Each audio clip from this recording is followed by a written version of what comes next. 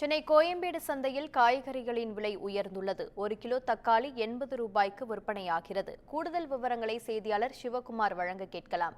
வணக்கம் சிவகுமார், இது குறித்த கூடுதல் விவரம் என்ன? வணக்கம். அதாவது கோயம்பேடு சந்தையில் தக்காளியின் விலை ரூபாய் 80 ரூபாய்க்கு விற்பனையாகிறது. கூடிய விரைவில் 100 ரூபாய் எட்டும் என்ற ஒரு தகவலானது வெளியே இருக்கிறது. அதாவது தமிழ்நாட்டில் தொடர்ந்து வரக்கூடிய வாரங்கள்ல கடந்த ஒரு வார காலமாக தொடர்ந்து மழையானது. இதன் காரணமாக கோயம்பேடு சந்தையில் காய்கறியின் மகத்தானது குறைந்திருக்கிறது. பொதுவாக தக்காளியை பொறுத்த வரைக்கும் தமிழ்நாட்டில் தருமபுரி, கிருஷ்ணகிரி, ஈரோடு, தேனி, திண்டுக்கல் உள்ளிட்ட சில மாவட்டங்கள்ல மட்டுமே தக்காளி அதிக அளவில் சாகுபடியானது செய்யப்பட்டு வருகிறது.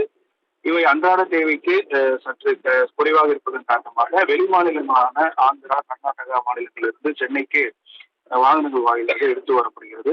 இதே போல் பெரிய வெங்காயத்தை பொறுத்த வரைக்கும் மகாராஷ்டிரா, கர்நாடகா, ஆந்திரா மாநிலத்திலிருந்து தமிழ்நாட்டிற்கு கொண்டு வரப்படுகிறது. அப்போது வெங்காயம் மற்றும் தக்காளி வரத்து மழையின் காரணமாக கோயம்பேடு சந்தைக்கு குறைந்திருக்கிறது. இதன் காரணமாக வெங்காயம், தக்காளி உள்ளிட்ட பல்வேறு காய்கறி விலையானது உயர்ந்திருக்கிறது. தக்காளியை பொறுத்த வரைக்கும் தற்பொழுது 80 ரூபாய்க்கு விற்பனையாகப்பட்டு வருகிறது. சின்ன வெங்காயத்தை பொறுத்த வரைக்கும் 60, 70, 90 ரூபாய் அளவுல விற்பனையாகிறது. கூடிய விரைவில் 100 ரூபாய் தாண்டும் என்ற ஒரு தகவலாக இருக்கிறது.